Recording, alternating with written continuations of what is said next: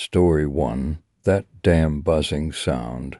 Over the past month, I've been hearing this intermittent buzzing sound. At first I thought I'd be able to tune it out, but it just became more obnoxious over time. It transformed into a constant, vibrating noise in the back of my head.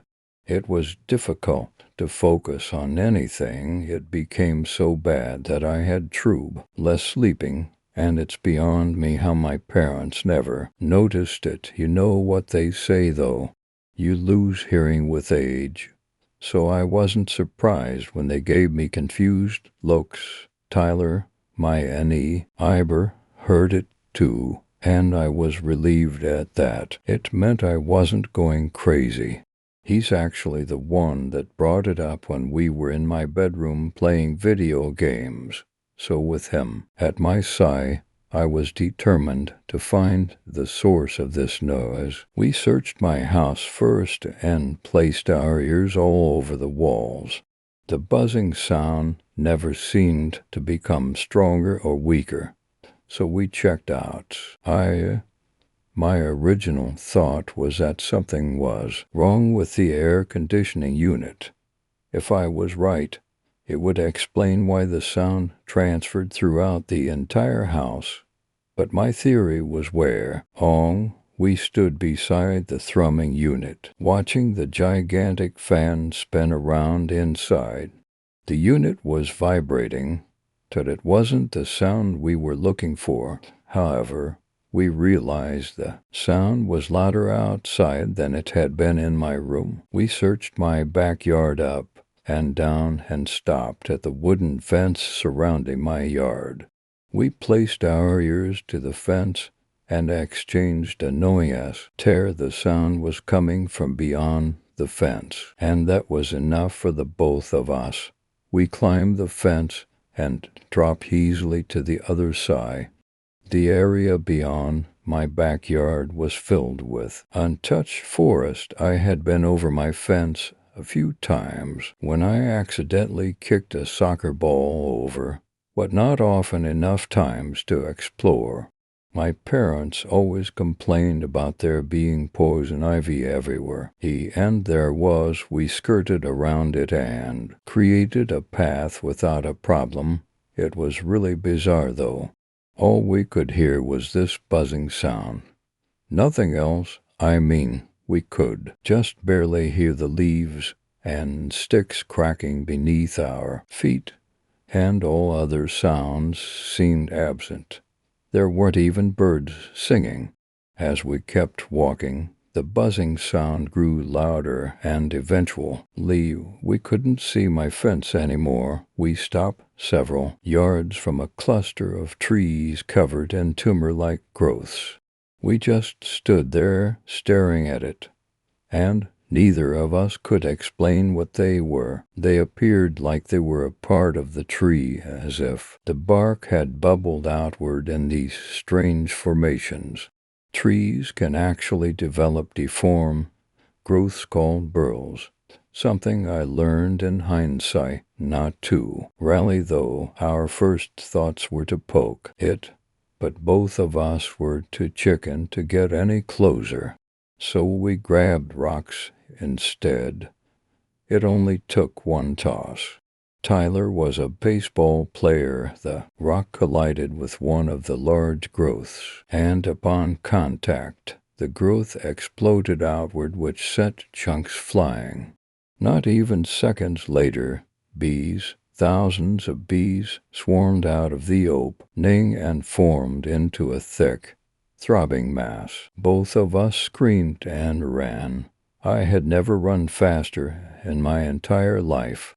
The bees were hot on our heels, and I felt their stingers plunging into my arms, my back, and my legs. I don't remember hopping the fence or how I arrived in my front yard, but I must have been screaming bloody murder.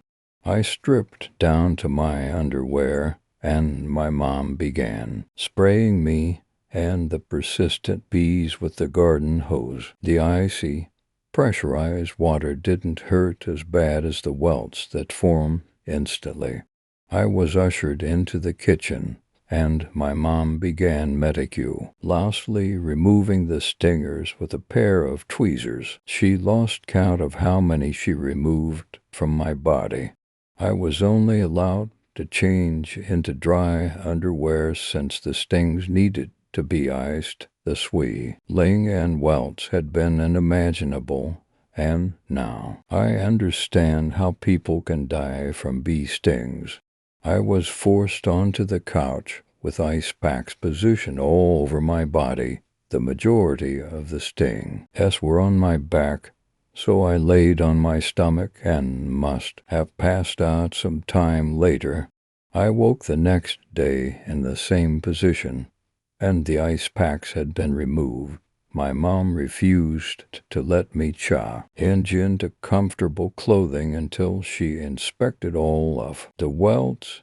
Thankfully, the swelling had reduced significantly since the previous day. Over a bowl of soup, I learned that my parents called an extra minute after the incident. Apparently, there had been bees angrily flying around our yard and some of the neighbors' yards. By that point, everyone on our street could hear the enraged buzzing. The exterminator arrived promptly and followed the trail of chaotic bees back to the nest. The man actually told my parents that it had been the largest colony he had ever seen. He sprayed so many chemicals that he didn't want anyone near the area, not that anyone wanted to go investigate for themselves. The whole situation made me feel like a complete idiot. How could we have been so stupid? My only consolation was that Tyler might have suffered just as bad as me from the bee stings. I brought this up to my parents and asked how bad his injuries were. My mother gave me this petrified expression that I'll never forget. There had been nobody behind me, and I raced around the side of my house. She hadn't even been aware that Tyler had gone back there with them. I felt guilty, beyond guilty. Horrible images of Tyler being swarmed consumed me. I swore that he had been right beside me. What made me feel worse is that the exterminator never saw anyone. If Tyler H. had fallen behind, the exterminator would have known, because he searched the entire area for nests. About a week after the incident, Tyler was still missing. I decided to search the area for myself, but I wasn't going unprepared. I grabbed a can of my mother's hairspray along with a lighter from the kitchen. If any of these bees were still kicking, then I wanted protection. I hopped the fence and moved slowly through the forest, my right hand clenched tightly on the hairspray. The distance to the nest was much further than I remembered. I knew that I had arrived when I heard a thick crunch beneath my shoes. I glanced down and felt a shiver rush through my body. The entire ground was layered with bee corpses. I couldn't see the dirt or grass, and in some areas the bees just piled on top of each other. I was on my last nerve when I approached the nests, trying my best to ignore the sickening crunches underfoot. I narrowed my eyes at the nest that we destroy, and when I rounded the tree, the rest of the nests became apparent, nearly 10 times larger. I cautiously nudged one of the nests, which crumbled and revealed thick wax and honeycomb. Dead bees trapped inside of the nest oozed through the opening, and it was enough to turn my stomach. I grumbled beneath my breath and began poking the nest with more confidence, watching more of the pieces fall to the ground. That's when I heard the buzzing return. My heart skipped several beats, and I stumbled backwards and almost landed in the disgusting ruin of dead bees. I sprinted back several feet and raised the hairspray and lighter, watching the nest from all angles. These bees could appear from anywhere. They must have formed their nests throughout this cluster of trees, and it was very possible that their nests extended into the ground and beneath the roots. I bit my lip and waited for the swarm to appear like last time, but it never did. Instead, an odd and disturbing sight took me by surprise. I left the clearing, filled with dead bees, and stepped through several bushes, trying to confirm what I was seeing. My whole body quivered, and I wanted to call out. My voice failed me, though, and it might have saved my life. Not even 10 yards from me was Tyler. He was just standing there with his back facing me, and something was wrong. His movements were off. His body was twitching involuntarily, and when he took a step, his posture was rigid while his arms were locked in janky positions. Despite the horrible feeling in my gut, I wanted to call out to him. My concern quickly transformed into fear. Tyler turned and lolled his head to the side as if his neck were broken. He knew I was here, yet he couldn't see me. His eyes, gone to dark sockets, stared back at me with bees crawling out of them. Sores layered his flesh, which had turned into gaping holes, and a viscous fluid was running down his chin. I was too scared to move. I only ran when Tyler began lumbering toward me, swaying back and forth and twitching. For the second time, I screamed and ran for the hills, trying to outrun the crash coming from behind me. When I scrambled over the fence, I felt the wood scraping my skin, but I didn't care. I pounded on my back door crazily and slammed it shut. Once my mother let me inside. She didn't understand much of what I was saying since I was hysterical, but she gathered that I had found Tyler's body in the woods. By the time the police arrived, they waited for me to calm down so I could explain what I saw. I was a mess, and they must have thought that I was nuts. They searched in the area where I saw Tyler, but they didn't find him. They found his body yards upon yards away by a creek. Tyler had been reclined on his knees with his forehead against the ground, immobile and dead. I refused to ID him. I couldn't see those empty eye sockets again. When I recovered from the event, I wanted to know what happened. I emailed the pathologist who performed Tyler's autopsy and practically begged for answers. I needed a logical explanation for what I saw. He explained how they were going through routine procedure when they hit a minor roadblock. When they sliced Tyler open, dead bees poured out. His body had been literally bloated with bees. His eyes were missing. His jaw was broken and completely unhinged. His teeth were gone along with his tongue, which was replaced with wax. The worst part was this: his organs were gone. All that was left was the skeleton, muscles, and tissues, which seemed to be the base for the extreme amounts of honeycomb within his chest cavity. The pathologist's only theory was that the bees devoured his organs. But bees aren't carnivore. Story 2. Dear friend, this is not a confession. There is nothing to confess. I would have to feel guilty for that. Let me be clear. I do not feel the slightest bit of remorse for anything. What happened was not my doing. I just feel as though writing to you, getting this all down on paper, will help me clear my head a little. Right now, I am in my bedroom. It's 3 a.m. My eyes are aching because they won't stay shut. I was ruminating on this, wondering why exactly it was happening to me, when I had a thought. Maybe if I tell you about her eyes, I will be able to close mine. I certainly hope so, because if I do not get some rest soon, I think I will go mad. It was those damned eyes. They were brown, a deep chocolate-white brown that glowed amber when the sun hit them just right. I never remember much, like birthdays, anniversaries, or what her favorite color or song was, but I do remember that a long time ago, when things were good, Owl tell me that brown eyes were boring, that her eyes were boring. I would tell her that I thought they were beautiful, and she would roll them in faux exasperation. She would always tell them when I complimented her. I think that's the reason I eventually stopped. But I digress.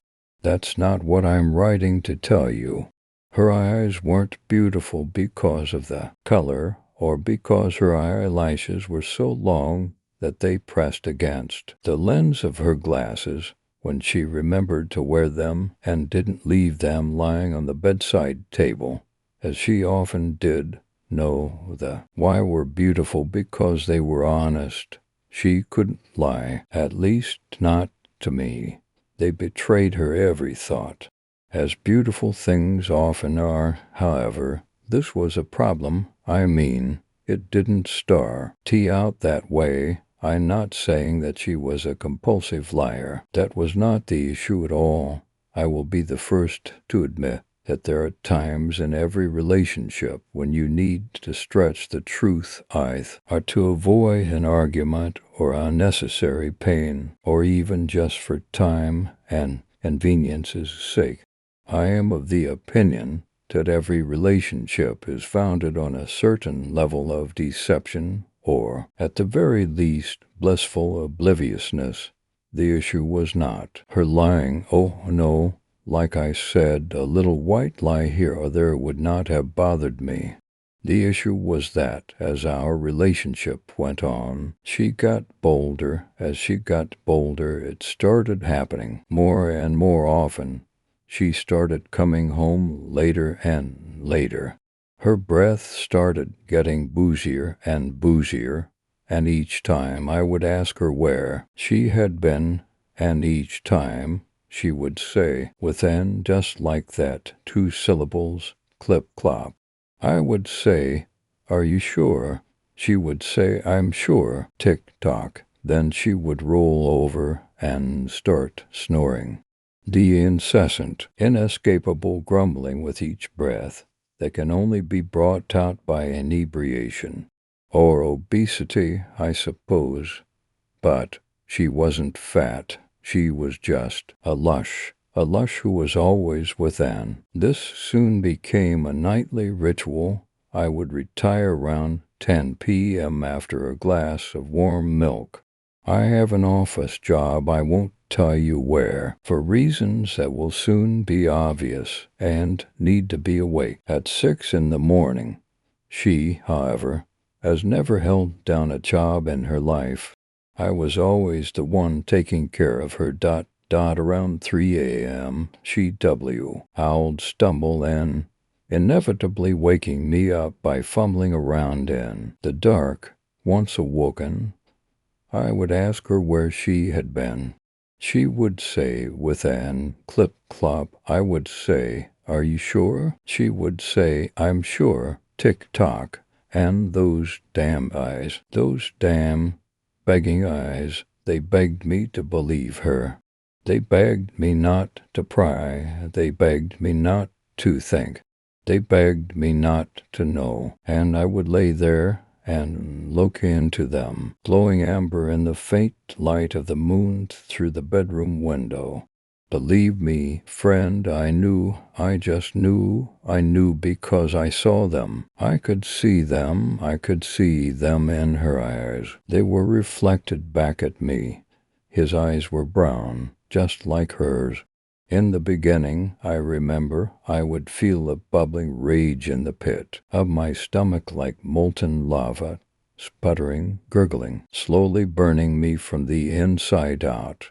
Towards the end, however, It was simply too much effort to feel anything at all, no matter what I felt. Though I never called her out on her lies, I wasn't a bad boyfriend. Let me repeat that. I wasn't a bad boyfriend. Sure, we had our issues. Every relationship does, but I ain't a bad boyfriend. I know will believe me when I say that. If you knew me, you would know that for all my faults, I'm not bad. I swear to you, it was those damn eyes. It all happened 2 days ago. She came home late, as usual.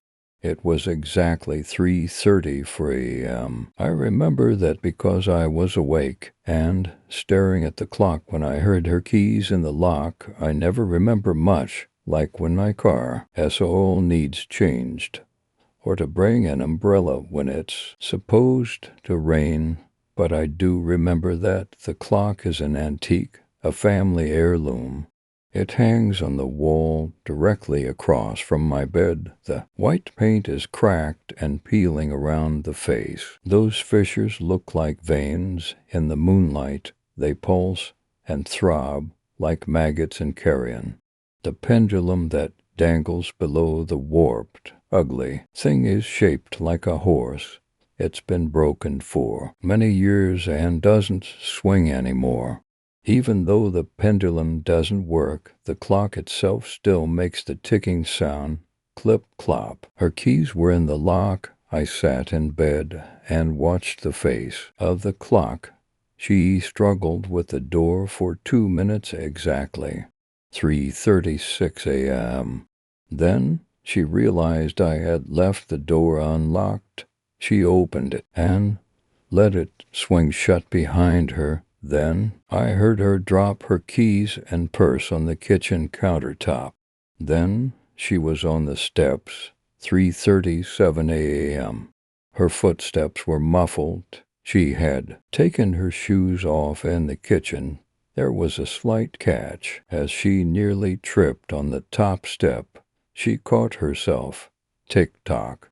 Then she was at the bedroom. I saw the shadow of her feet in the tiny crack of light under the door. She paused for a moment. 3:38 a.m. Then she pushed the bedroom door slowly.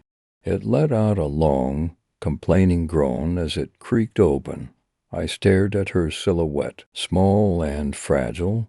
The black, backlit figure swayed, slightly, uncertainly, drunkenly in the door frame.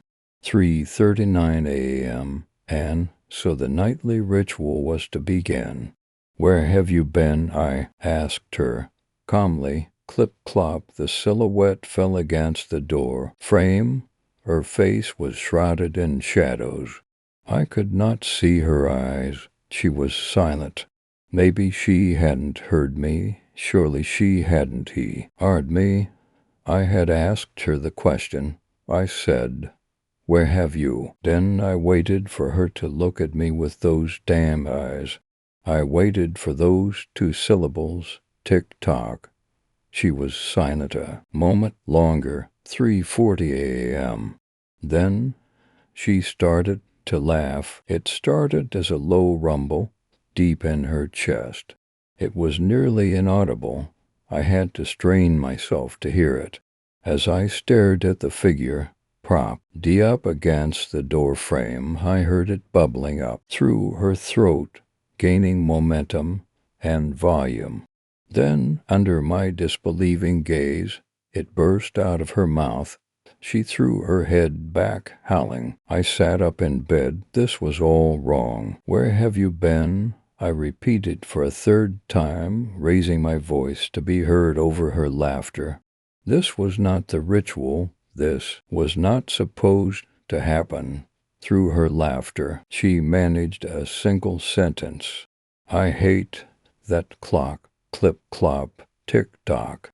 Then she abruptly stopped laughing.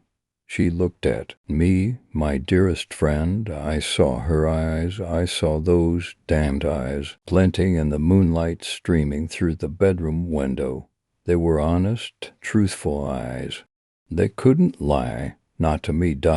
She hated my clock. I don't know why that night was different. I can't say why I was awake when she got home, or why she chose that night to be honest, or why her choosing to be honest filled me with such an intense rage. All I can tell you is the truth. This is not a confession. I asked her again, "Where have you been?" She said again, "I hate that clock. Clip-clopped, tick-tock." I don't remember what happened next. Somehow, I was in the doorway with her. She was gasping and clawing at my hands. They had appeared around her throat. Clip-clop, tick-tock, her nails scratched the backs of my hands. They are still a bit sore. Truth be told, the gashes that she left were pretty deep. It makes writing this harder than it should be. I couldn't tear my eyes away from hers. Those truthful, beautiful eyes were bulging out of her skull. I watched as the blood vessels burst and little rivers of red appeared in the milky white. In the moonlight they pulsed and throbbed like maggots in carrion. Clip-clop, tick-tock, clip-clop, tick-tock, clip-clop, tick-tock. She was afraid. Those damned eyes told me so. The moment lasted for an eternity, and then as suddenly as it had begun, it was over. I watched as the terror, the truth, and the life left her eyes. She stopped struggling. I dropped her. I hadn't realized her feet had left the ground. She fell lifelessly to the floor with a muffled thud. Then, somehow, I was on the ground beside her. Friend, I don't know how long I spent on the floor with her. I simply didn't know what to do. Her eyes were still open, staring at me, red and white and brown, and no longer truthful. Eventually, I decided to put her in bed with me. I lay down beside her. I decided I would wait with her until she woke up. It's been 2 days, and she hasn't gotten up yet. The life seems to be totally gone, but her eyes won't stop staring at me. They are red and white and and no longer truthful. I don't know how much longer she will last before she starts to stink. I'm not sure what to do. All I know is that it wasn't my fault. It was those damn eyes stole. Re-3, the collector. The next time you are sick, ill, weak, when your mind is foggy and your bed feels like the only place you can be, beware the collector. It comes in the dark and the sea. Lance, it comes for the decrepit, the unsound of mind, and the weak of body. I've seen it. I know what it wants, and it won't stop coming for me until I won't get better now. If you become aware of its presence, don't look at it. If you see the collector, it will collect. As I sit here scrawling these notes, I can feel its claws on my ribs, its breath on my neck. I know it's watching me. It's summer, and this room is cold. The light is out. A maintenance guy should fix it tomorrow. But the sun will fall soon, and tomorrow is too late. I hope someone will read these notes and heed the warnings. Don't look at it. It all started 2 days ago when I came down with the flu. It was a pretty serious case.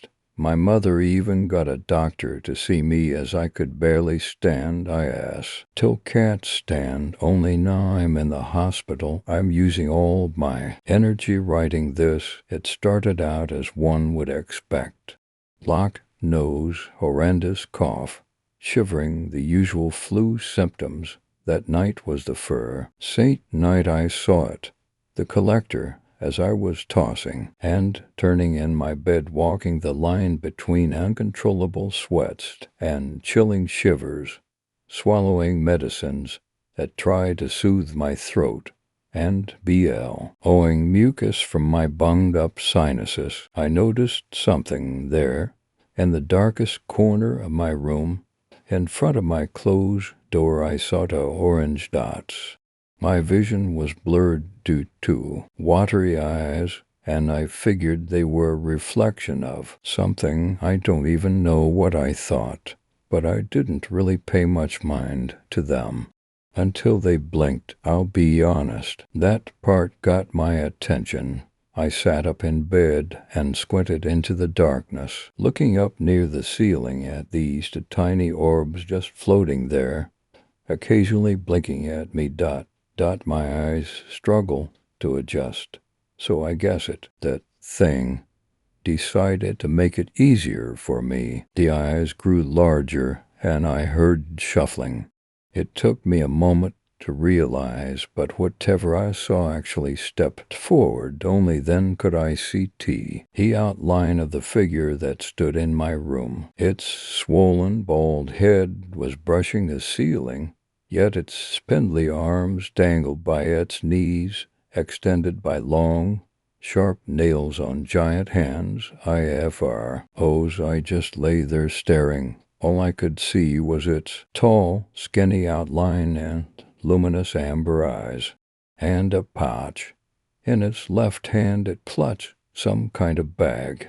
Still unable to process the terror fully, I reached over and flicked the switch on my lamp. That was the moment the horror gripped my heart. The bulb flicked on and immediately popped. But that instantaneous flash of light was all my eyes needed to see that the figure stood in front of me was real. I saw its sharpened teeth and a lipless mouth, snarling at me, hungry for me.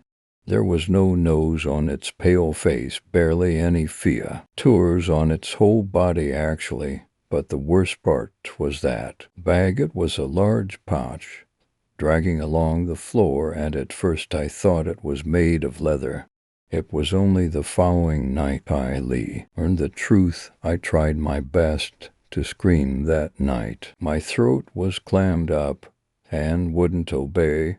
It lurched forward, calm and slow. Again I tried to make some kind of noise to attract my mom's attention. I don't know what happened next, but I flailed and knocked the lamp off my bedside table. As it crashed to the floor, the reassuring sound of my mother's footsteps rushing up the stairs calmed me somewhat. She threw my door open and watched me in the dark for a while. The entity didn't move. It stood staring at me, so I pointed at it. Trembling, my mother flicked the main light on and it was gone. She told me she saw nothing, and when I explained what had happened, she reassured me it was just a hallucination due to my high fever. Perhaps she was right, but I could tell. My symptoms scared her. It was that night she called the doctor. The doctor diagnosed me with avian flu and said I should really be hospitalized. I objected. I hate hospitals. She let me off this time, but told my mother that if I hallucinated again, then I would have to go in. I reluctantly agreed. When the doctor left, I asked my mom to leave the light on and the door open as I slept. Somehow, I sunk into a restless sleep that night, luckily undisturbed. When I awoke, I felt like an absolute train wreck, many times worse than the previous night, to the point I was calling out in pain. This was enough for Mother to drive me to the hospital. I remember falling in and out of consciousness and being wrapped in a lot of blankets to control my shivering. I don't remember much else between the car ride and the hospital bed, but yesterday I spent the day being hooked up to various machines and monitored. I couldn't shake the image of the previous night from my head, though, so I decided to do some research on my tablet. Luckily, the room I was in had a strong Wi-Fi signal, so browsing was not a problem. I typed in term after term and found nothing for it. Eastern hour. Then I hit it. I searched for the leather pouch and glowing eyes description, and buried away several pages from the front I found an assortment of articles about the collector. I read them, and every account matched what I saw. But the more I read, the more my heart pounded. The intermittent beeps of the heart monitor beside me grew closer together as adrenaline coursed through my body. A nurse popped her head around the corner to check on me and noticed my heart rate was elevated. She ran a few quick tests and advised me not to read scary stories. She smiled sweetly and left again after a few tests and questions, and as she closed the door I continued to read. I'll paraphrase what I've read, though my memory isn't great, so I may miss some. Ethan, there is a strange phenomenon among people who succumb to illness and disease. The final scrawlings of these people describe a single entity. It is odd that the same being appears in many texts and writings, described in almost the same way. However, we can assume that it is the result of a form of mutual hallucination due to sickness. The creature in question is described as being inhumanly tall and unreasonably skinny, with unusually long limbs. It has a swollen head, hands, and feet, and its fingernails are long and sharp. A small portion of people describe the entity as having glowing orange eyes and sharp teeth, but no nose. It is noted to carry a large bag allegedly made of human skin, although the contents of the bag are disputed. Some write that it contains the treasures of the sick. Some claim it contains organs, bones, or extremities such as ears, noses, and fingers.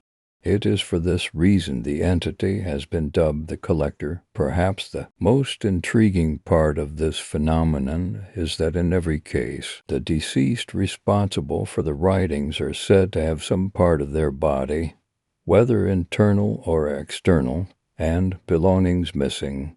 Their faces are usually twisted in horror when their bodies are discovered. This detail is unexplained as of yet.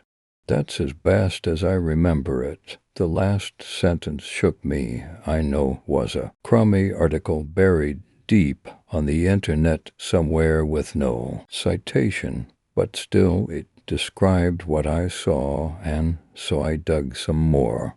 I knew its name now, the collector, and so I searched. My next finding came later at night, just as the sun was setting. I found an old dead forum where people discussed ghost sightings and the like, and I found a buried thread aptly titled Orange Eyes Large Bag. I opened the link and I regret that decision. I found posts describing the collector, but I also found more. One user in particular posted DONT look at IT. Another user showed the same sentiment, and a third user elaborated, if you see it, it won't stop coming for you. Only the sick can see it, and once it's been sighted, the sick cannot recover. If you have seen the sea, Lecter, your time is up. The worst part of these posts is that the profiles of the users that all claimed to have seen it stated that they haven't been online since the day they posted. Enough reading last night. I lay bunged up and coughing constantly. I had one eye on the door, but the trickle of light creeping through the gap at the bottom did little to reassure me. My eyes were fixated, but also heavy. I was drifting off, and I swear I only closed my eyes for a second, but when I opened them I saw the orange orbs again. The temperature dropped, or at least it felt like it. My stupid, cool, ivory hands fumbled for the panic button, but I couldn't find it. I looked around frantically as the collector shuffled forward. There, on the floor, I leaned over and stretched for the button as the collector reached for me. Just as I grabbed the button, those razor-sharp fingernails dug into my wrist and pulled me away from it. I'm thankful for the heart rate monitor because the terror that gripped my soul last night alerted the nurses nearby. The alarm to my room began sounding, but the collector remained undeterred. It picked me up by my wrist like a ragdoll, and an intense burning pain emanated from where it gripped me as I screamed in agony.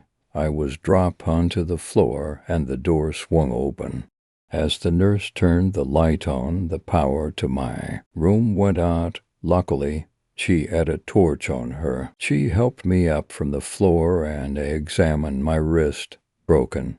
She assumed I had fallen out of bed and landed on it, but I pointed too. The collector stood in the corner. She looked and saw nothing. Then it sank into the wall, disappearing. I needed an X-ray now. The nurse couldn't explain the gouges on my wrist or how I had fallen out of bed with the side guards up, but the thing that confused her and the other doctors the most was the missing bone in my wrist. I mean, it was a mess, completely shattered.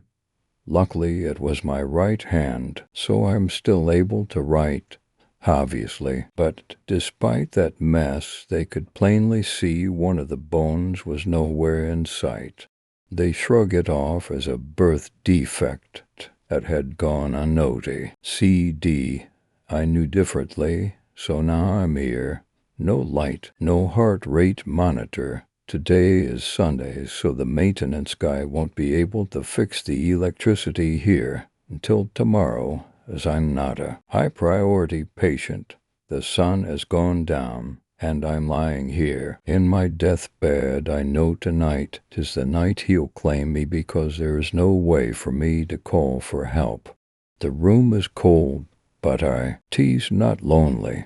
Here, in the dark, it's just me and the collector's story for the street. It's Saturday night, and you're dressed up in your favorite smart casual outfit. Excitement fills your heart as you check yourself one last time in the mirror, make a final adjustment to your hair, which is now perfect, and head out of the room. You glance at your coat as you walk past it, smiling to yourself as you open your front door and allow the warm summer sun to splash your exposed skin. A gentle breeze tickles your face as it creeps into your house. It's going to be an exciting night. Your friend will probably be waiting for you at the local bar, ready to celebrate her birthday. Most of your other friends will also be there. It's not that often you all get together like this, but it's always sure to be immense fun when you do. After locking your door, keeping your house secure, you head down the street you're most familiar with, not really paying attention to where you're walking, but with your face to the sky, basking in the warm evening air surrounding you. You've walked this route 1,000 times, and you know it so well that your body goes into autopilot as you allow your mind to wonder about what the night has in store for you, drinking and laughing with your favorite people in the entire world. Shortly after setting off, you arrive at the pub you've been in countless times before. Your pub, the sound of singing birds and a gentle breeze erupt into the merry ruckus of debate and laughter as you step through the doorway. The smell of alcohol and hot food dances around your nostrils, bringing with it a warm, nostalgic feeling that simmers in your stomach.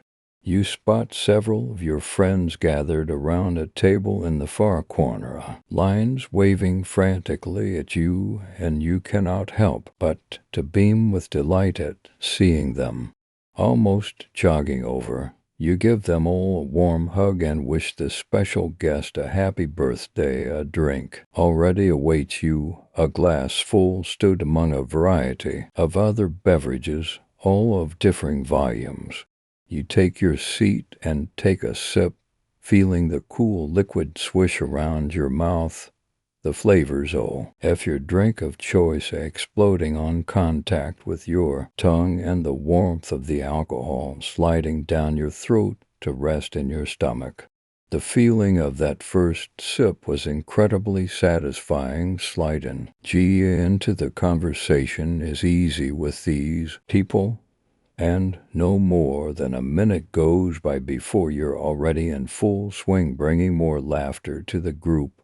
Sip after sip, your DNK diminishes steadily, your mood is high, your body is relaxed. As time passes, more friends join the group and more alcohol is consumed. The empty glasses pile up and are removed by bar staff as you take turns heading to the bar to top up. The bar buzzes around you. The sun sets outside, and the dark shroud of night covers your oblivious world. Another few hours pass, and some of your friends decide to start heading home after another brilliant night, an opinion shared by all. You may have drunk a little too much, however, and your vision is blurred. It becomes difficult to maintain focus and balance as you hug your friends good night and slur words of love and friendship to them. The words are returned and followed by more hugs and handshakes as the bar staff politely urge what is left of your group to make your way outside without causing a fuss. You oblige and stagger to the front doors and outside into the warm night-time air. The familiar breeze strokes your face as you say your final goodbyes for the night, ready to amble home on your own, allowing your legs to direct you.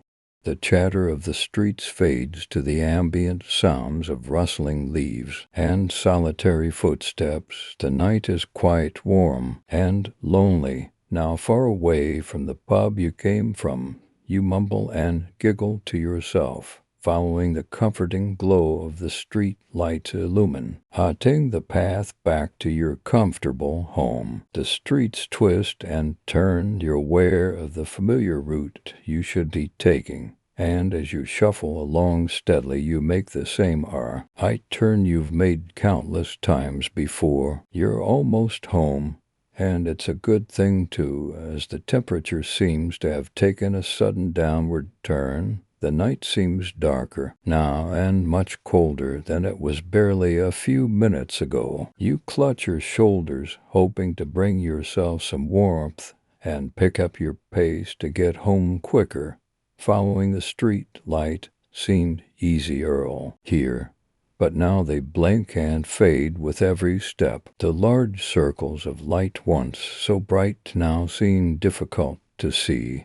Your heart begins to beat faster, and your stomach turns. The alcohol is mocking. A comeback, and stretching your arm out to rest on. The nearest lamppost proves to be a bad decision as your hand touches nothing.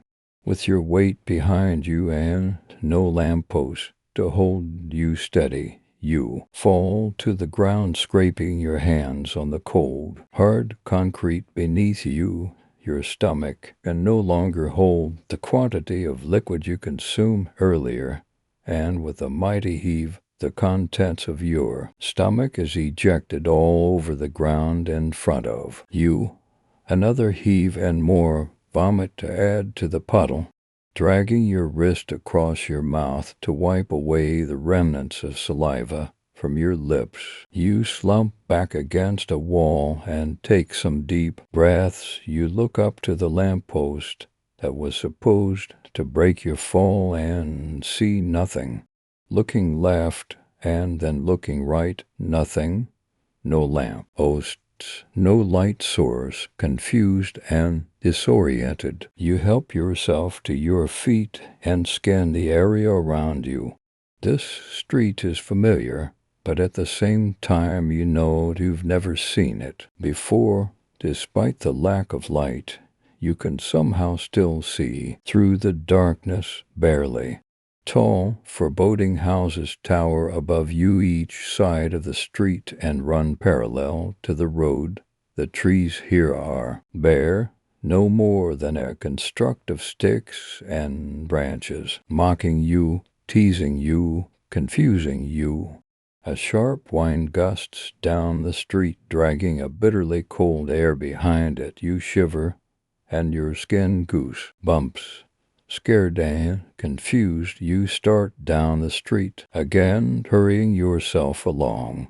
Your vision begins to return to normal as the adrenaline pumping through your system starts to sober you up as you glance at the houses each side of the street. Blank faces stare down at you. You can see them. You can feel their uninviting stare burn through your skin. Icy claws drag pointed fingernails down your spine, and you break into a hurried jog. Your eyes widen and your heart pounds faster and heavier with every step. Your heavy breath mists as it leaves your body with every exhalation. The figures watching you from blackened windows, motionless, expressionless, are silently screaming at you, casting you out and threatening your soul. Tears of fear well up in your eyes as you ache of home and your warm bed. You stop running and shut your eyes tight, whispering to yourself, "This is just a dream. This is just a dream." You concentrate hard on waking up, and in your eyes you feel your blood drain from your body and pure dread grips your lungs, removing all breath from your body as you hear a slow, ominous creak from behind you. The darkness is still very much surrounding you, and the icy air scratching at your face confirms the horror that you are not dreaming. Turning slowly, you see the door to the house behind you is ajar. Shadows seep out from the crack and creep towards you. In a moment of horrified panic, your legs freeze up, but as the shadows, only visible in your mind, sneak ever closer, you convince yourself to run. You don't know where you're heading anymore, but as you run you see more open doors. You feel more creatures, more things follow on. Glancing back you see them. Tall figures, almost humanoid, are stood still, yet somehow also following. You try your hardest to speed up, but your legs cannot move any quicker. Tears are cascading down your cheeks, and your heart feels ready to burst through your chest. The smell of stale air suffocates as you, and suddenly you hear them. You hear the whispers and groans that complete the unadulterated fear squeezing your heart. Incomprehensible, vile whispers spit at you, enveloping your ears. Vicious claws reach out for you, fully intent on causing harm and destruction. You can sense the pure feeling of evil reaching out for you, wanting you, hoping to deliver you to death. With every backwards glance, the figures draw progressively closer. The night falls deeper into blackness.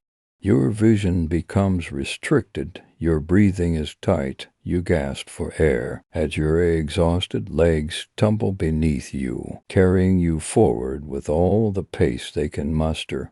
As you begin to glance backwards again, you stop short when you see razor-sharp teeth beside you. Grinning psychotically and dripping with hunger, they lash out to bite you and just scratch your arm as you recoil and lose your balance. Falling to the ground again, you cower, hiding behind your arms and sobbing. For a long while, nothing happens. You raise your head and peek out from behind your arm to pitch blackness. Your vision is gone. You see nothing. You hear nothing. Terrified and perplexed, you feel consciousness slowly slipping through your fingers, mentally grasping at a metaphorical rope. You try your best to stay awake, but your fight is in vain, slumping gently down. Reality itself runs away from you. The complete dead of the night lulling you gently to sleep. The warmth of the sun hits your face, and you bolt upright in bed, sweating profusely, and straining to catch your breath. Resting your hand on your bare chest, you feel your heart beating rapidly, and cold flushes run up and down your spine. Looking around your room, you realize everything is normal, and a tidal wave of relief washes over your entire mind, body, and spirit. Now convinced it was just a bad dream, you let out a small, nervous laugh and throw tea, heat duvet to one side. Following your normal morning routine, you swing your legs out and scratch an irritating itch on your arm, only to recoil in pain as you run your fingernail over some inexplicable hand gouges resembling a bite. The wave of relief retreats back into the ocean of anxiety as your heart refuels itself with panic. You hop out of bed and rush to the blinded window, throwing aside the curtains and staring blankly at the street outside. Only the blackness of the night and unfamiliar houses greet you. There is no sun, the trees are bare. An aimless soul is clutching their holders on the street below. Story 5, the old scratching post. No, I don't feel up to it, I said to Dave for the 6th time that day. Come on, you, not gonna flake out on us, are you? It's Halloween. We always go out, he retorted. He kept after me for another hour, until I finally was worn down enough to agree. Dave and Jay were going to take me out to a dive bar in the country called the Old Scratching Post that they'd recently heard about. It was famous for its unusual closing time of 6 a.m. Our goal was to drink until the bar closed and then sleep it off. In Dave's van before driving home, we left my house at 8 p.m. sharp and drove out of town. We drove around 8 miles before turning left onto a gravel road riddled with potholes. The dark trees, hanging over it seemed to create a tunnel that led us farther and farther away from all civilization. Dave was behind the wheel, while Jay and I sat in the back seat swigging beers and passing a joint. Back and forth the radio alternated between heavy metal and static, eventually fading completely into mind-numbing white noise as we got farther from town. Turning down the radio, Dave suggested we entertain ourselves with a few ghost stories. He started with a local urban legend revolving around an escaped convict with a hook for a hand. I followed with a personal story about a haunted house I'd lived in as a teenager. Then Jay spoke up. I lived in a haunted house as well. It was a beautiful old townhouse just outside of town. From the first day we walked in, we started finding scorpions everywhere. The exterminators couldn't get rid of the things. Nothing we did helped. To top it all off, a few weeks in, we start hearing noises like whispering inside the walls. Doors slammed shut on their own, and the scorpions multiply. My parents put me in the basement room. I hated that place. It always felt like I was being watched. Finally, one night I woke up to my bed aching violently. Terrified, I jumped out of bed and started to run upstairs, but then I stopped. Jay's voice dropped into a hushed tone. In the doorway of my room stood a 7-foot-tall shadow figure. I could tell it was watching me when it raised its long inky fingers toward me. His voice dropped lower, speaking now in a whisper. It took a step forward, then another. Jay had lowered his voice now so that it was barely audible. It stood right in front of me, and then it spoke. "What did it say?" I asked, my ear nearly touching Jay's L. "Hi P.S. applesauce." Jay screamed at the top of his lungs in a high-pitched wail. Dave nearly swerved off the road, and I slammed my head into the window. I jerked back so fast. Jay laughed at our expense, and we progressed in silence as the thick darkness surrounded us, barely broken by the dim yellow lights of our vehicle. Suddenly, the radio static gave way to a weather broadcast, the unexpected voice that crackled through the speakers in the van made us all jump. It predicted severe thunderstorms to come between 2 and 4 in the morning, lasting afternoon. We turned into the gravel and dirt parking lot, and I saw the bar for the first time. The old wooden building was covered in holes and dry rot.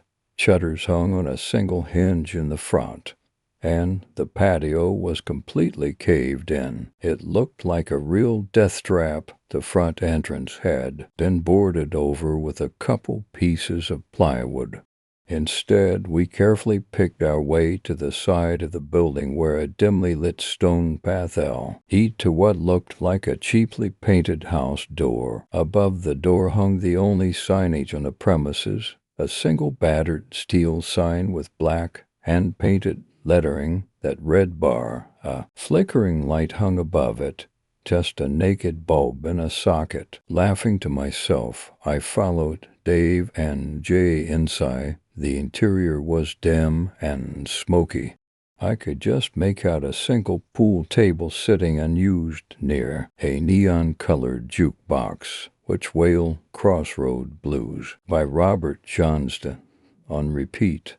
The bar was a piece of old, scratched wood that might have been cherry, with a carved top, and stools with thick leather padding squatted in front of it. There were few patrons situated around the bar, each sitting silently and staring into their respective drinks. Through the smoke-filled atmosphere, the faces of these customers seemed to contort and writhe in pain and misery as shadows danced across them. I thought it was strange that these people would be so quiet and still, but kept my concern to myself, chalking it up to residual discomfort from the stories we had been telling. The bartender, a rather attractive blond man with piercing blue eyes, took our order as we sat to do, when something about his confidence and demeanor made me feel like he was my friend from the moment he turned towards me. He stood behind the bar working his rag with one hand and twisting a squeaky, dingy pint glass with the other. He was partial to old world blues, citing a collection of songs from blues artists from the Civil War era.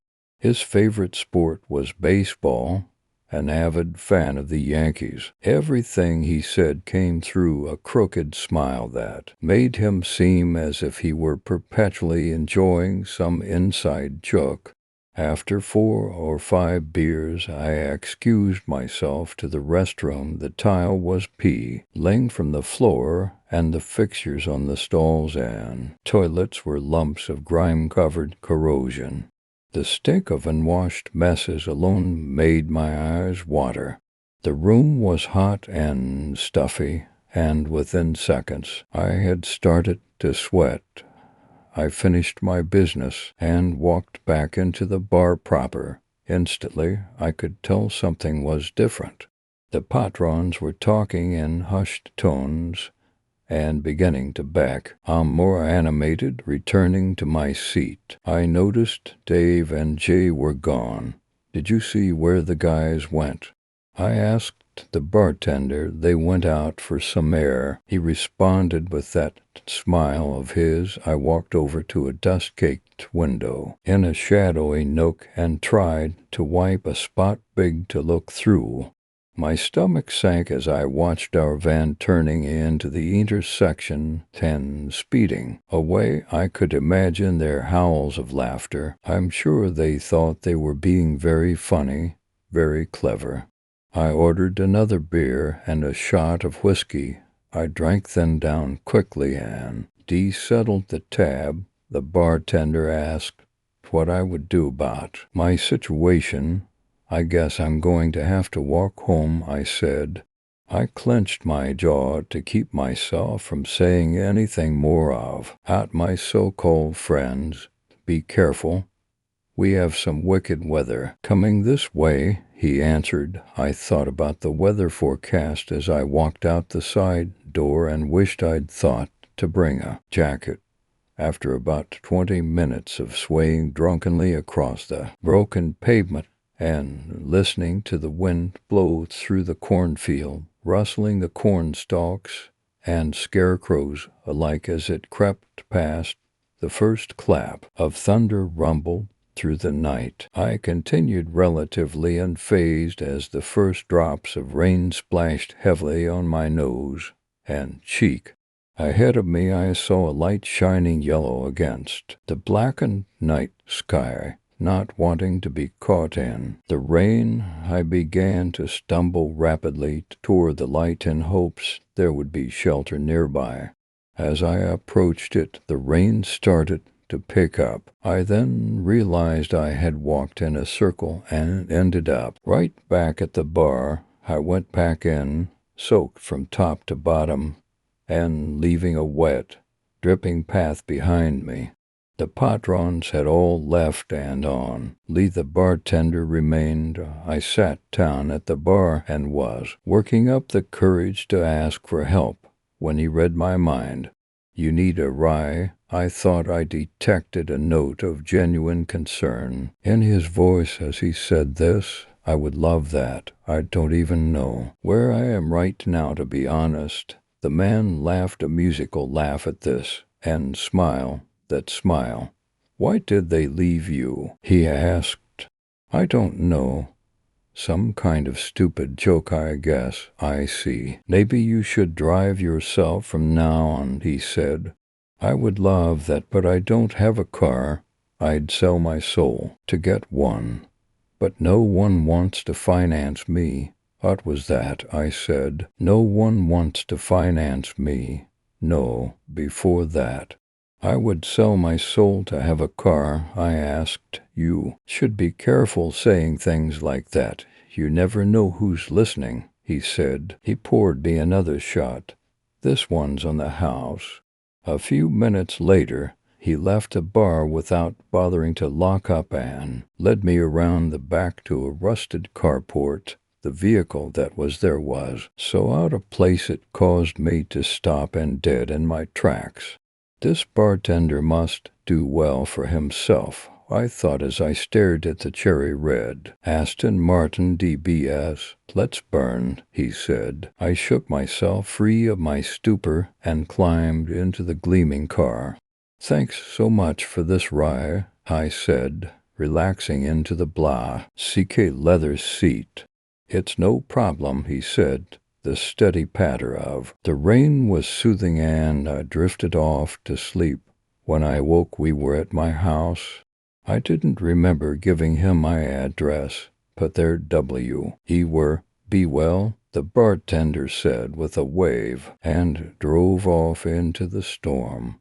It would be cliché to say that with a clap of thunder and a bolt of lightning he was gone.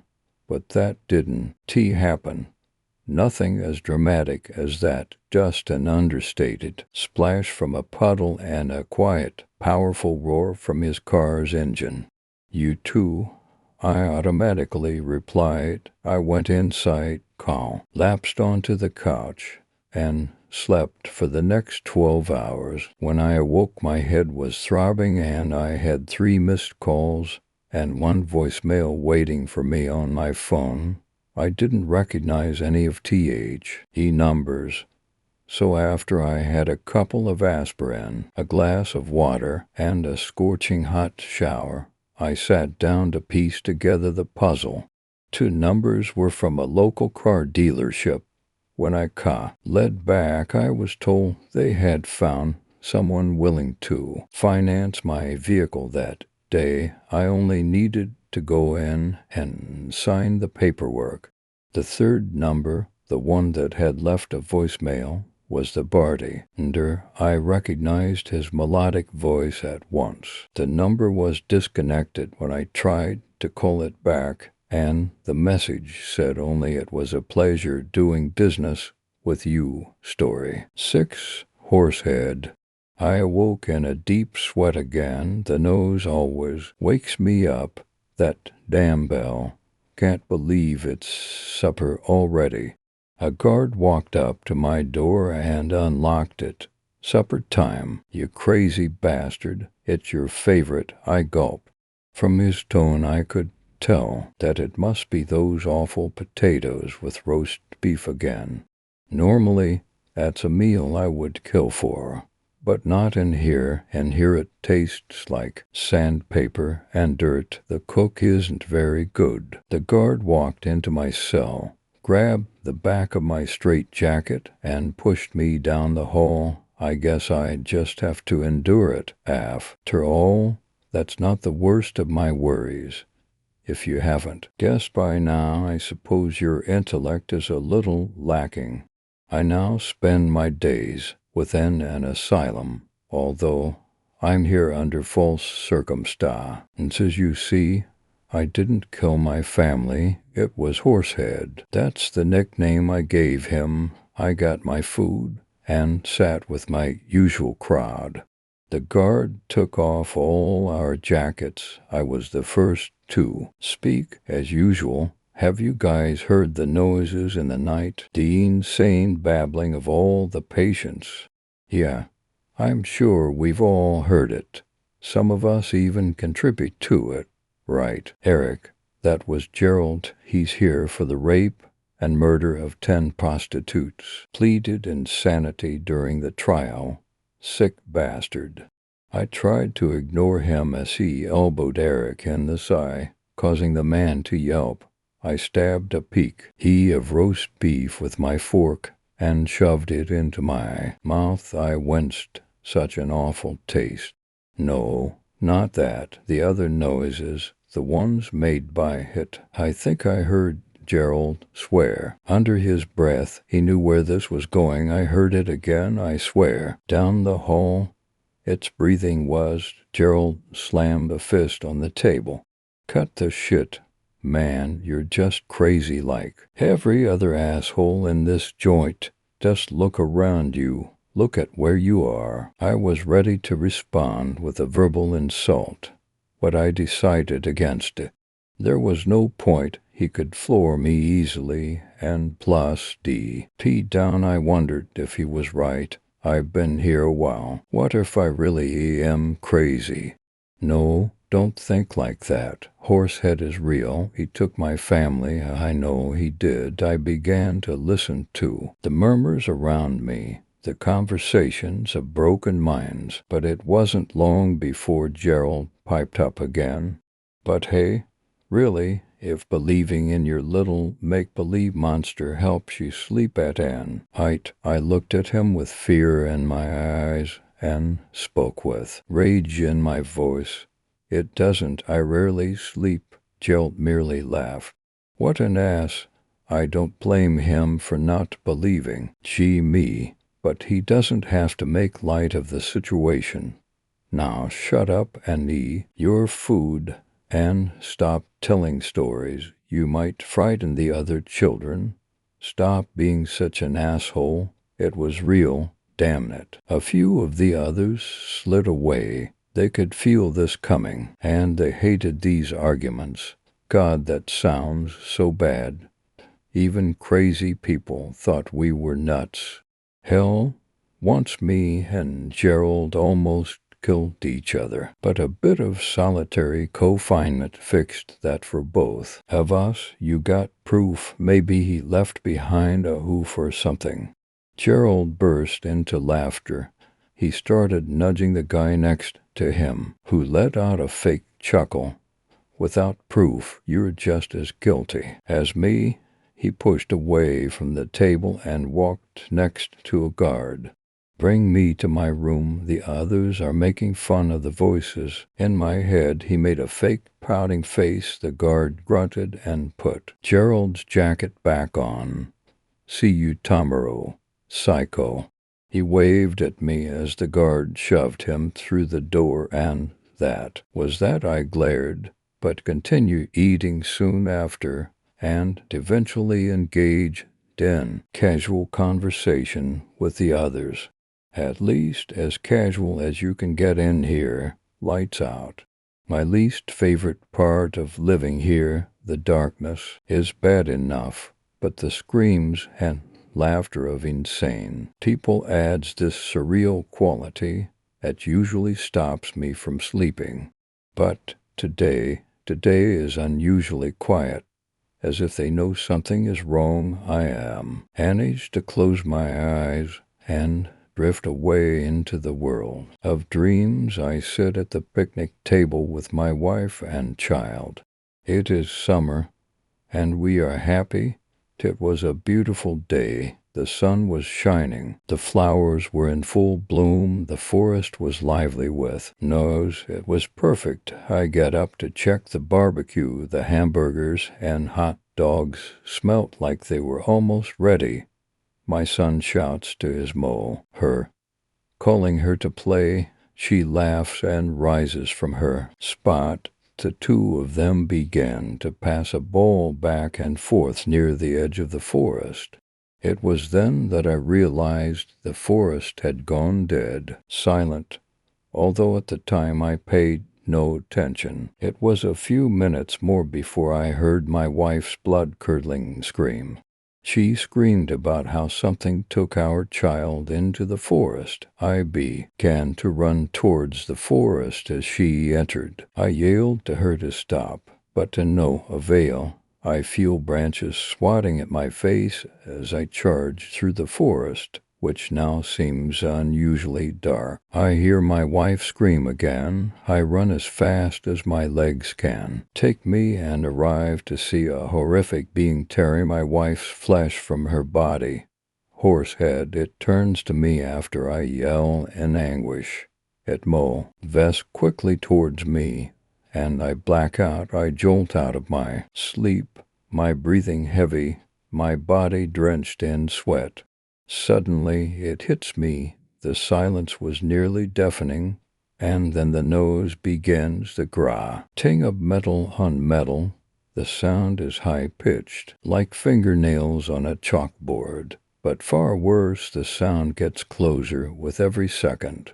I cower under my thin blanket, hoping for some sort of shelter from whatever horror lurks outside. But it doesn't work. I pinch my arm, hoping to wake from a nightmare. It doesn't work. The sound is in my hallway now. The echoes of the noise are near unbearable. I can hear others waking up, complaining, some screaming, others panicking. I stand up and inch closer to my door. I peek through the glass window at the top of my door. Nothing, total darkness.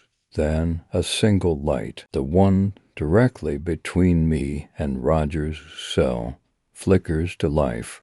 The grating noise stops. I hear a heavy breathing noise like that of a wild beast. Something step into the light. Its back turned to me, although it was moving fast, too fast for me to really catch a glimpse of it. But I know what it was. I could hear the religious man in the cell next to me praying. He could see it, too. I knew I wasn't crazy. The beast lifts its hand and smashes Roger's door open. His screams of terror and pleas for help are drowned out by a sickening gurgling noise from the beast. It enters his room, the light flickers off, and the screams stop. I can hear the tearing of flesh, the splatter of blood hitting walls, the sound of bones snapping, and the horrible noises. The thing made. I stood waiting at my door for a minute before the beast re-emerged. The light flickered back on, and I could see it in its full glory. I dare not breathe as I examined its horrible visage. It was something truly out of a nightmare. Haunting, impossible, and, by far, the scariest thing I have ever seen in my life. My eyes I to conceive what I was looking at, and I was in disbelief. Nothing like this should ever exist. But I'll try to relay what my eyes witnessed. It stood, nearly 10 feet in height, with dark reddish-brown skin, and that was the most normal thing about it. Upon its neck was the skull of a horse that had a mane of gnarled, thin black hair that hung from the base. From the I could see its chest heaving in and out with each breath as its rib cage pressed up against the skin. The thing looked malnourished. But then everything got even worse. On its back was a large, tumorous hump from which sprouted 4 twisted limbs. The first limb ended in a clawed hand, the second a 3-fingered hand, one of which ended in a blade the size of a butt-shear knife, while the other 2 were twisted scythes that jutted out at an almost broken angle. Meanwhile, its actual arms were no better. One ended in 3 fingers, much like one of the tumor arms, but each finger ended in sharp blades, and it carried Roger's head. I gagged. The other was bent completely backwards and ended in a blade that stretched about 10 feet back and was dragged along the ground, which explained the grating noise when the beast walked, and below the thin waist, was the legs. For legs, one sticking out from each side of the body, they were incredibly thin, like spider legs, and they stretched for at least 4 feet, before dropping at an almost 90-degree angle. And at the bottom of each one was, I kid you not, although by this point you expect almost anything, I bet was essentially what looked like human hands. To say I was terrified by this creature was, as you see, an understatement. Suddenly I felt a warm sensation running down my leg, and I swore, partially crying, and then it turned, and it saw me. I stared right at its face. Its eyes seemed to roll in its head, and they were looking straight at me, soulless eyes. I began to sob uncontrollably. It seemed almost as if it recognized me from that night. It stared for a few moments before letting out a prolonged growl that sounded something like loud machinery mixed with a wheezing whisper. It raised its arm and pointed at me before walking down the hall, dragging its mighty arm behind it. And the last thing I saw before fainting was Roger's and what looked like Gerald's flayed skin wrapped around the beast's arm, dragging behind it. I heard gunfire and a few guards shouting orders. I heard inmates SCR aiming. I heard the beast roar, and then I heard nothing. When I awoke, there was the ringing of sirens and the shouting of officers everywhere, and the asylum was evacuated, not to mention my head hurt like hell. Must have fell onto the floor before I had time to adjust. All of us were placed under police custody. That makes me feel a little safer, but I know that whatever Officer G has stuck with me won't make it. I've developed this nasty black mark on my chest, similar to what Roger had before he died, and I know what it means. Horsehead will be back, and it'll fin. It's what it started. Story 7, The Costume. On November 24th, 2005, there was a disturbing occurrence at Disneyland. It was an average day at the wonder-filled amusement park. Families were scattered throughout the park.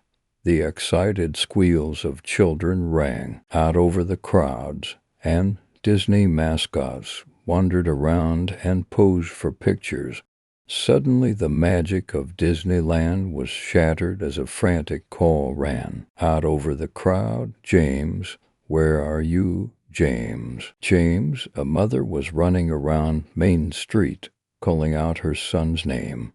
Other mothers pulled their children closer to them as the woman ran around, her voice quickly growing from panic to horrible desperation. Tears began to roll down her face. Park security showed up and looked around. An announcement was made over the intercom to look for James with a description of what he was wearing. The boy wasn't found, and nobody volunteered any information. It was only a few hours later that something else happened. Ronnie. Where's Ronnie? The same horrible scenario all over again. A mother ran around shouting for her son and asking people if they had seen him. She ran around with the boy's father chasing after her, begging her to calm down and trying to reassure her by telling her that they would find him.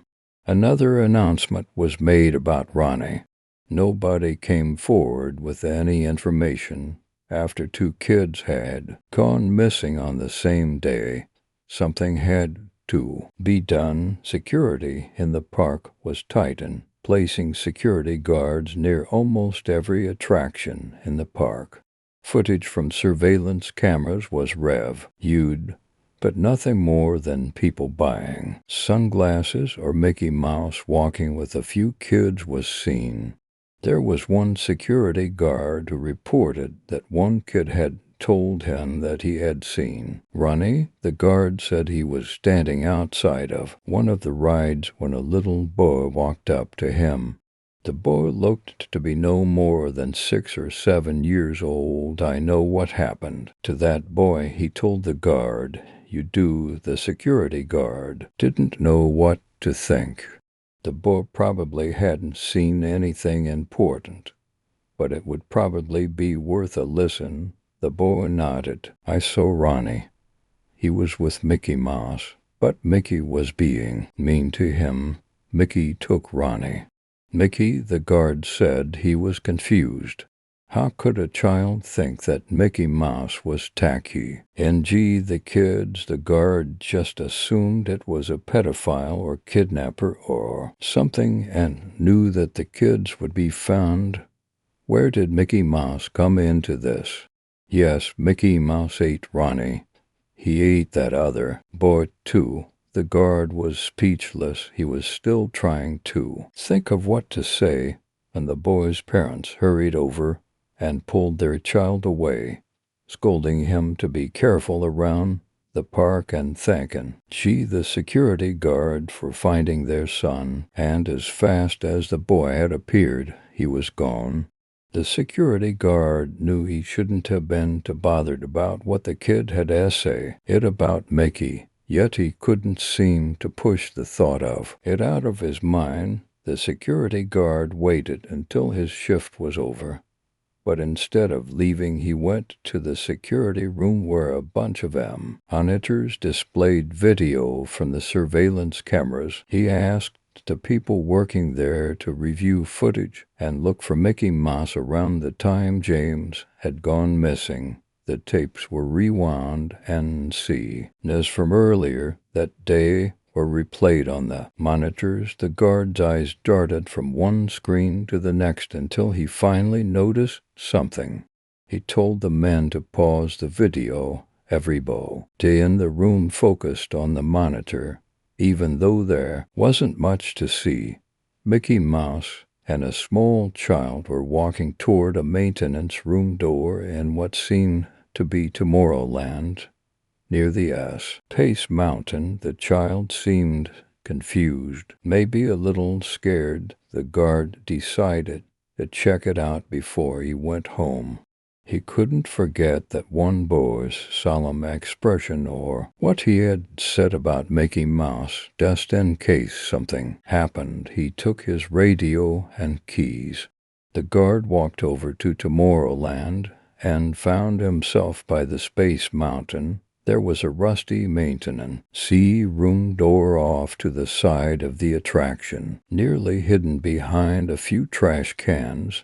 He pushed the trash cans to the side and tried to open the door, only to find it was locked. The guard pulled out his keys and tried to find one to open it. Finally, he managed to get the door open with a maintenance key. Inside, it turned out the maintenance room led to an old maintenance tunnel. The lights were off. The guard tried the light switch near the door, but the room remained in darkness. The vague echo of a rat scampering across the room was heard, but the guard could not see it. He hadn't thought to bring his flashlight. Suddenly the guard gasped. His hand flew up to his nose. God, what was that horrible smell? It smelled like poisoned mushrooms or rotting meat infested with maggots. He tried not to breathe, but the smell was already in his nose. The guard tried not to let it sink onto his tongue as he stepped further into the room. The only source of light was the door, which he had left wide open. He hoped the smell didn't get out so the guests could smell it. The guard assumed the maintenance tunnel went under Space Mountain, but in front of him was a dark, inky blackness. He squinted and had to hope for his eyes to adjust to the dark, for now he could make out vague silhouettes and shapes. He began to walk into the tunnel, visibility decreasing with every footstep. His footsteps echoed off the walls, seeming to pound on the concrete floor. The guard suddenly stopped walking a few feet away from a brick wall. He assumed he had just come to a turn. He looked left and saw nothing. He looked right and saw a small, flickering light. He decided to go toward the light and kept his hand on the wall so he wouldn't get lost. The smell seemed to be growing worse. After a short walk, he reached the light, which was actually coming from a small crack underneath a metal door. The door was rusted and bent, and the guard knew it wouldn't take much to rip it from its hinges. The security guard found the doorknob and gently opened it. The door squeaked as it came open. The smell seemed to explode out of the room. Eager to get out, the guard tried not to violently puke at the terrible aroma and looked inside the brightly lit room. His eyes needed a moment to adjust to the sudden light, and when they finally did, the guard gasped in horror. Children littered the room, almost all the ones that had gone missing in the park over the years. He recognized James and Ronnie, lying on the ground with the other ones. No, they weren't just lying on the ground. The guard realized the children were dead. He gasped again and took a step back. Some of the kids had arms or legs missing. Each one had their eyes removed, leaving bloody holes in their faces. Instead, thick slices were over some of the bodies, as though something with claws had got to them. Something in the room moved. The guard tore his eyes away from the children on the floor, and he saw the most unreal thing staring at him. A giant Mickey Mouse stood in the room, observing the guard with wide eyes. Something was inside, a Mickey Mouse costume, and everything came together. In the guard's mind, it would be easy for Mickey Mouse to lure kids away and not draw any attention. But now that same Mickey Mouse was staring at him. They had a silent staring contest for a few quiet moments, But then the costume's arm came up to point at the guard. A thick screech came from inside the mascot's head, and the mouse moved toward the guard. The security guard turned and ran for his life. The heavy footsteps of the costume behind him alerted him to the fact that Mickey Mouse was chasing him down the long, dark tunnel. The guard ran faster than he had ever run before, just knowing that death was directly behind him, close enough to stab him with a claw, close enough to wrap its arms around him and drag him back into that room. And then the guard was outside. He stopped running and blinked a few times to clear his vision. The sunlight felt warm and reassuring to him, but when he looked back at the maintenance room, he knew that the sunlight had stopped. The thing in the costume, maybe that was why it wore the costume, to protect itself from the sunlight, but it would not chase the guard anymore. He had gotten away. The security guard reached back inside the maintenance room, groping for the doorknob, so he could slam the door shut and make sure the thing didn't get out. He expected to feel Mickey's hand seize his and pull him in, but nothing happened. The guard slammed the door shut and sighed deeply. He was safe. The guard ran halfway across the park back to the security room. He told the other security guards that he had found something in the maintenance room, told them to follow him and take their guns, which were only to be used in a dire emergency. When asked to explain, he said he had found the kids before he turned and began hurrying back to the maintenance tunnel. A large group of guards entered the tunnel and found the kids all scattered on the deep concrete floor. A blood-covered Mickey Mouse costume also lay on the ground in the room, right next to all the kids, as though saying he'd always be there. The security guard was the only one to look back into the dark of the tunnel while the others were still looking at the kids. He was the only one to see the small pair of dark eyes in the tunnel blink once before vanishing into the darkness. Whatever it wasn't human. The guard turned back into the room and saw blood smeared all over the wall. The other guards were silent, all eyes fixated on the blood. It had been used to spell out a simple 3-word message on the wall: "Still among you." The maintenance tunnel was destroyed, the door buried behind a concrete wall. Space Mountain was closed for a few days while it was searched, and the security guard quit. To this day, children still squeal in